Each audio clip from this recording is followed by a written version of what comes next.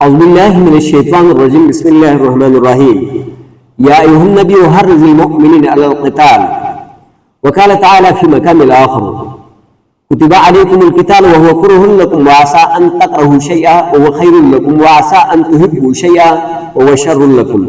ناظرین قسط نمبر 28 ہے اور اس قسط کا اندر قریش اور یہود کا اتفاق، غزوہ احزاب کی مختصر سا قصہ اور واقعات متفرقہ اور آپ صلی اللہ علیہ وسلم کا معجزے کو ذکر کیا جائے گا اور سلاطین کی طرف یعنی دعوتی خطوط کو بیان کیا جائے گا.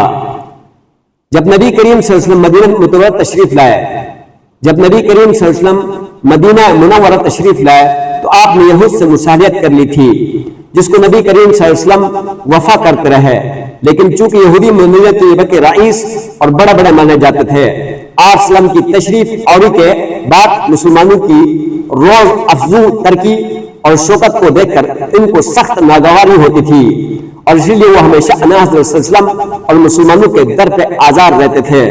غزوہ بدر میں جب مسلمانوں کی حیرت انگیز فتح حاصل ہوئی تو ان کے غیظ و غضب کی انتہا نہ رہی اور بالآخر انہوں نے علانیہ آگ سکنی شروع کر دی. چنانچہ 4 ہجری میں ان کے قبیلہ بنو قینقاع نے مسلمانوں کے خلاف اعلان جنگ کیا. یہ دیکھ کر آقا صلی اللہ علیہ وسلم نے جنگ کی تیاری شروع کی. مقابلہ ہوا تو سب قلعے میں بند ہو گئے. کچھ عرصہ معصور رہنے کے بعد جلاوطن ہو کر بنو قینقاع شام کے علاقے میں اور بنو نذیر خیبر وغیرہ کے علاقوں میں چلے گئے. ادھر قریش مکہ نے پہلے یہاں کے یہود اور منافقین کو خطوط لکھ کر نہ صرف مخالفت پر اکسایا بلکہ یہ دھمکی بھی ساتھ تھی کہ اگر تم محمد رسول اللہ صلی اللہ علیہ وسلم کو وہاں سے نہ نکالو گے تو ہم تمہارے ساتھ بھی جنگ کریں گے. بحوالہ ابو داؤد. بنو قینقاع اور بنو نذیر کے اخراج کے بعد حالات میں دوسرا رخ اختیار کیا اور اب قریش مکہ، یہود، مدینہ اور منافقین سب کی مجموعی طاقت اسلام کے خلاف کھڑی ہو گئی. مکہ سے مدینے تک تمام قبائل میں ایک آگ سی لگ گئی. چنانچہ غزوہ ذات الرقاع مورخہ 10 محرم 5 ہجری اسی سازش کے نتیجے میں ہوا اور پھر غزوہ دومۃ الجندل جو ربیع الاول 5 ہجری میں واقع ہوا وہ بھی اسی سلسلے کی ایک کڑی تھی. غزوہ بنو مصطلق مورخہ 2 شعبان 5 ہجری کا باعث بھی یہی متفقہ سازش تھی. یہ سازش ایک عرصے تک اسی طرح مختلف صورتوں میں ظاہر ہو کر ترقی کرتی رہی. غزوہ احزاب یعنی جس کو غزوہ خندق بھی کہتے ہیں اور سورہ احزاب کے اندر اس کو اللہ تعالیٰ نے مکمل طور پر مختلف پہلوؤں کے ساتھ بیان کیا ہے. بالآخر ذی-القعدہ 5 ہجری میں سب نے اپنی پوری قوتیں جمع کر کے یک بار ہی مدینہ طیبہ پر حملے کا فیصلہ کیا اور اسی طرح 10,000 آدمیوں کا لشکر جرار مسلمانوں کو مٹانے کے لیے مدینہ طیبہ کی طرف بڑھا. نبی کریم صلی اللہ علیہ وسلم کو جب خیبر ہوئی تو صحابہ کو جمع کر کے مشورہ کیا. حضرت سلمان فارسی رضی اللہ تعالیٰ نے رائے دی کہ کھلے میدان میں جنگ کرنا مناسب نہیں بلکہ جس طرف سے مدینے کے اندر آنے کی گھسنے کا احتمال ہے اس طرف خندق کھودی جائے. چنانچہ آپ 3,000 اصحاب کو ساتھ لے کر خندق کھودنے کے لیے خود بھی کمر بستہ ہو گئے. 6 دن میں یہ 5 گز گہری خندق اس طرح تیار ہوئی کہ اس کے کھودنے میں خود سید الرسول کے دست مبارک کا بڑا حصہ ہے. بحوالہ سیرت مغلطائی. ایک مرتبہ خندق کھودتے ہوئے ایک پتھر کی چٹان نکل آئی جس کی وجہ سے سب کے سب عاجز ہو گئے. آپ صلی اللہ علیہ وسلم نے خود دست مبارک سے ایک ضرب لگائی تو اس کے ٹکڑے اڑ گئے. خندق تیار ہو گئی. ادھر کفار کا لشکر آ پہنچا اور مدینہ کا محاصرہ کر لیا. تقریباً 15 روز تک مسلمان اس محاصرے میں بند رہے. محاصرے کی وجہ سے مدینہ میں سخت بے چینی پھیل گئی. رسد کی قلت سے یعنی کھانے پینے کے نہ پہنچنے کی قلت سے صحابہ پر 3 دن تک فاقے گزر گئے. ایک روز مسترف ہو کر صحابہ نے اپنے پیٹ کھول کر اناس اسلام کو دکھائے کہ سب نے پیٹ سے پتھر باندھ رکھے ہیں. آپ صلی اللہ علیہ وسلم نے اپنا شکم مبارک کو کھول کر دکھایا جس پر 2 پتھر بندھے ہوئے تھے. ادھر کافر جب خندق عبور نہ کر سکے تو وہیں سے تیر اور پتھر برسانا شروع کیے. جانبین سے مسلسل اندازی ہوئی. اس سلسلے میں اناس اسلام کی 4 نمازیں بھی قضا ہوئی. بالآخر خداوند کریم نے اس بسر و سامان جماعت کی امداد فرمائی اور لشکر کفار پر ہوا کا ایک ایسا طوفان مسلط فرمایا کہ خیموں کی لکڑیاں اکھڑ گئی، چولوں سے دیگچیاں الٹ گئی، جس نے ان کی قوم کے حواس معطل کر دیے اور ان کا سامان رسد بھی ختم ہو گیا۔ ادھر حضرت نعیم ابن مسعود نے کوئی ایسا تدبیر کی کہ جس سے کفار کا لشکر میں پھوٹ پڑ گئی۔ غرض ایسے اسباب جمع ہو گئے، اب کفار کے پاؤں اکھڑ گئے اور تھوڑی ہی عرصے میں میدان صاف ہو گیا۔ اس سال میں کے متفرق واقعات، اس سال میں حج فرض ہوا، یعنی 5 ہجری میں حج فرض ہوا۔ اسی سال ماہ جمادی الاولیٰ میں انس رضی اللہ عنہ کے نواسے عبداللہ بن عثمان یعنی رقیہ کے صاحبزادے بھی فوت ہوئے، اور آخر شوال میں عائشہ صدیقہ کی والدہ کی وفات ہوئی، اور ذوالقعدہ میں زینب بن جاش آپ سے ان کے عقد میں آئی۔ اسی سال مدینے میں زلزلہ آیا اور خسوف قمر یعنی چاند گرن بھی ہوا۔ بحوالہ سیرت مغلطائی۔ اور 6 ہجری میں صلح حدیبیہ، بیعت رضوان، سلاطین دنیا کو دعوت اسلام۔ شروع ذوالقعدہ 6 ہجری میں نبی کریم صلی اللہ علیہ وسلم نے مکہ معظمہ جانے کا ارادہ کیا اور عمرے کا احرام باندھا۔ صحابہ کی بھی ایک بڑی جماعت جس کی تعداد 1400-1500 بیان کی جاتی ہے، آپ صلی اللہ علیہ وسلم کے ساتھ ہوئی۔ بحوالہ سیرت مغلطائی۔ حدیبیہ مکہ معظمہ سے ایک منزل کے فاصلے پر ایک کنواں ہے اور اسی کے نام سے وہاں ایک گاؤں بھی ہے۔ آپ صلی اللہ علیہ وسلم نے وہاں پہنچ کر قیام فرمایا۔ کنواں بالکل خشک تھا۔ آپ صلی اللہ علیہ وسلم کا معجزہ ظاہر ہوا اور اتنا پانی اس میں آ گیا کہ سب سیراب ہو گئے۔ بلکہ آتا ہے کہ نبی علیہ السلام نے فرمایا کسی کے پاس تھوڑا سا اگر پانی ہے تو وہ میرے پاس لے کر آئے۔ کسی صحابی کے پاس تھوڑا سا پانی تھا، اس کو لے آیا تو نبی علیہ السلام نے اس پانی کو اس کنویں کے اندر ڈالا تو کنواں بھر گیا۔ یہاں پہنچ کر اس کنویں کے پاس پہنچ کر آپ صلی اللہ علیہ وسلم نے عثمان کو مکہ بھیجا کہ قریش کو جا کر حضور صلی اللہ علیہ وسلم کی آمد کا مقصد بتلائیں کہ حضور صلی اللہ علیہ وسلم محض زیارت بیت اللہ کے لیے تشریف لائیں اور کوئی سیاسی غرض نہیں ہے۔ حضرت عثمان نے مکہ پہنچ کر پیغام پہنچایا تو کفار نے ان کو روک لیا۔ ادھر یہ خبر مشہور ہو گئی، کفار نے حضرت عثمان کو قتل کر دیا۔ نبی کریم صلی اللہ علیہ وسلم کو جب یہ خبر ملی تو آپ صلی اللہ علیہ وسلم نے ایک ببول کے درخت کے نیچے بیٹھ کر صحابہ سے جہاد پر بیعت لی، جس کا ذکر قرآن مجید میں بھی موجود ہے اور جس کو بیعت رضوان کہا جاتا ہے۔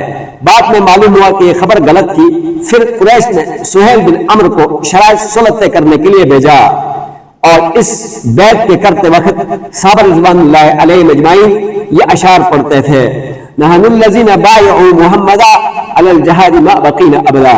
ہم وہ لوگ ہیں اے محمد صلی اللہ علیہ وسلم کہ ہم نے تیرا ہاتھ پر جب تک زندہ ہے اور جب تک یعنی ہماری زندگی ہے ہم نے جہاد کے اوپر بیعت کیا ہے۔ قریش نے سہیل بن عمرو کو شرائط صلح طے کرنے کے لیے بھیجا۔ حسب ذیل شرائط طے ہوئی اور عہد نامہ تحریر کیا گیا اور 10 سال کے لیے باہمی صلح ہو گئی۔ مسلمان اس وقت واپس جائیں گے، نمبر 1 یعنی مسلمان اس وقت واپس جائیں گے، عمرے کے لیے نہیں آئیں گے۔ نمبر 2 آئندہ سال آئیں گے اور 3 دن مکے میں قیام کر کے واپس چلے جائیں گے۔ نمبر 3 ہتھیار لگا کر نہ آئیں گے، تلوار ہاتھ میں ہو تو میان میں رکھ کر دی جائے۔ نمبر 4 مکہ مکرمہ سے کسی مسلمان کو نہ لے جائیں، یعنی یہاں اپنے ساتھ کسی مسلمان کو نہ لے جائیں۔ نمبر 5 اگر کوئی مسلمان مکہ میں رہنا چاہے تو اس کو منع بھی نہ کریں۔ نمبر 6 اگر کوئی شخص مکہ سے مدینہ چلا جائے تو اسے واپس کر دیا جائے، اپنے پاس وہاں نہ ٹھہرایا جائے۔ نمبر 7 اگر مدینہ سے کوئی آ جائے تو کفار اسے واپس نہیں کریں گے، بظاہر جو ان کے حق میں تھے سارے۔ یہ تمام شرائط اگرچہ مسلمانوں کے خلاف تھی اور یہ صلح بظاہر دب کر کی گئی تھی، لیکن اللہ تعالیٰ نے اس کا نام فتح رکھا تھا۔ اِنَّا فَتَحْنَا لَكَ فَتْحًا مُبِينًا کی آیتیں اور سورہ فتح اس موقع پر راستے میں اتاری گئی تھی اور اسی سفر میں سورہ فتح نازل ہوئی۔ صحابہ کرام کو اس طرح سے دب کر صلح کرنا ناگوار تھا۔ حضرت عمر نے تو بااصرار آپ کی خدمت میں عرض کیا تھا، لیکن آپ نے فرمایا کہ مجھے خدا کا یہی حکم ہے اور اسی میں ہمارے مستقبل کی تمام فلاح و کامیابی مضمر ہے۔ چنانچہ بعد کے واقعات میں اس معاملے کو تائید کر دی، کیونکہ اس صلح کی بدولت اطمینان کے ساتھ مکہ اور مدینہ کے درمیان امن و رفت شروع ہو گئی تھی۔ کفار آپ کی خدمت میں اور مسلمانوں کے پاس آنے جانے لگے۔ ادھر اسلامی اخلاق کے مقناطیسی کیفیت نے ان کو کھینچانا شروع کیا۔ مورخین کا بیان ہے کہ اس عرصے میں اس قدر کثرت سے لوگ اسلام میں داخل ہوئے کہ اتنے کبھی نہیں ہوئے تھے، اور پھر یہی صلح فتح مکہ کا پیش خیمہ بنی ہے۔ इस सुलह की वजह से रास्ता मामून हो गया था, रास्ते में अमन हो गया था। तो अल्लाह वसल्लम ने इरादा किया कि हक की आवाज तमाम दुनिया के बादशाहों तक भी पहुंचा दी जाए। चुनांचे अमर बिन उमैया को असहमा नामी निजाशी बादशाह हबशा की तरफ भेजा। उसने अना हज़रत सल्लम के नामा मुबारक को दोनों आंखों पर रखा और तख्त से नीचे उतरा और बड़ी खुश दिली से इस्लाम कबूल कर लिया और खुद अना हज़रत सल्लम के जमाना मुबारक में इंतकाल कर गया। दहिया कल्बी को हिरकल नामी शाहरून के पास भेजा। इस पर भी मुख्तलिफ तरीकों से साबित हो गया कि आप नबी बराहक हैं। चुनांचे इस्लाम लाने का इरादा कर लिया, लेकिन मैं हिरकल की जो कहानी है और हिरकल की जो हकानियत को तस्लीम करने की और फिर इस्लाम न लाने की जो कहानी है वो मैं एक अलग किस्त में बयान करूंगा। बड़ा काबिल दीद है और काबिल जो है ना सिमाद है, और उसको मैं अलग एक किस्त में उसको बयान करूंगा, हिरकल के जो है ना पूरी कहानी को। मगर इसकी तमाम रायत बरहम हो गई और इसको ये कभी खतरा पैदा हो गया कि अगर मैं मुसलमान हो गया तो ये लोग मुझे सुल्तनत से भी माजूल करेंगे और मुझे मार भी देंगे, इसलिए इस्लाम लाने से रुक गया। हजरत अब्दुल्लाह बिन हुज़ाफा को किसरा, खसरो, परवेज, कचकला ईरान की तरफ रवाना फरमाया। कैसा अजीब सा नाम है इसका, यानी किसरा, खसरो, परवेज, कचकला ईरान की तरफ रवाना किया अब्दुल्लाह बिन हुज़ाफा को। ये बहुत फसीह और बलीग साबित है। इस बकबक ने नानमा अकदस के साथ गुस्ताखी की और उसे चाक करके पारा पारा कर दिया। जब हुजूर सल्लल्लाहु अलैहि वसल्लम को इसकी इतला हुई तो आपने फरमाया कि अल्लाह ताला इसकी सुल्तनत को भी इस तरह पारा पारा करे जिस तरह इसने हमारे खत को किया है। चुनांचे हुजूर सल्लल्लाहु अलैहि वसल्लम चुनांचे थोड़ा ही अरसे बाद परवेज खुद अपने बेटे शरविया के हाथ से नयत बेदर्दी के साथ मारा गया और इसकी सुल्तनत बाकी न रही। सैयदुर रसूल सल्लल्लाहु अलैहि वसल्लम की दावत सुल्तान मिस्र व इस्कंदरिया मकूकश तक भी पहुंची। चुनांचे हुजूर सल्लम ने हातिब बिन अबी बलता को इसकी तरफ भेजा। उसके दिल में भी अल्लाह ताला ने इस्लाम की हकानियत और आप सल्लम की सच्चाई डाली। चुनांचे हातिब के साथ नहायत अच्छा सलूक किया और अनाज इस्लाम के लिए चंद तोहफे भेजे, जिनमें एक कनीज मारिया की बिटिया रज़ियल्लाहु ताला अन्हा और एक सफेद खच्चर जिसका नाम दलदल था, और एक रवायत में है 1000 दिनार और 20 जोड़े भी हदिया में भेजे।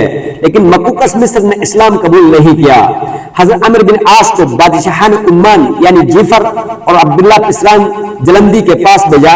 उनको भी जाती तहकीक और कुतुब साबिका के जरिए आपकी नबूवत का कमाहक को यकीन हो गया और वो मुसलमान हो गए। उन्होंने ज़िगात जम करके हजरत अमर बिन आस के सुपुर्द की, और ये हवाला है अज़ सरवर अल महजून वगैरह में। हजरत खालिद बिन वलीद और अमर बिन आस का इस्लाम। खालिद बिन वलीद इस वक्त तक हर मार्के में मुसलमानों के खिलाफ जंग करते थे। अक्सर गज़वात में और बिलखुसूस ओहद में महज इन्हीं के जरिए कुफार के उखड़ते पांव जम गए थे। लेकिन सुलह हुदैबिया के बाद खुद बखुद मुसलमान होने के लिए सफर करते हैं और रास्ते में अमर बिन आस से मुलाकात हुई तो मालूम हुआ कि वो भी इस कत्ल से जा रहे हैं। दोनों साथ पहुंचकर मुशर्रफ बा इस्लाम हुए। बेहवाला असाबा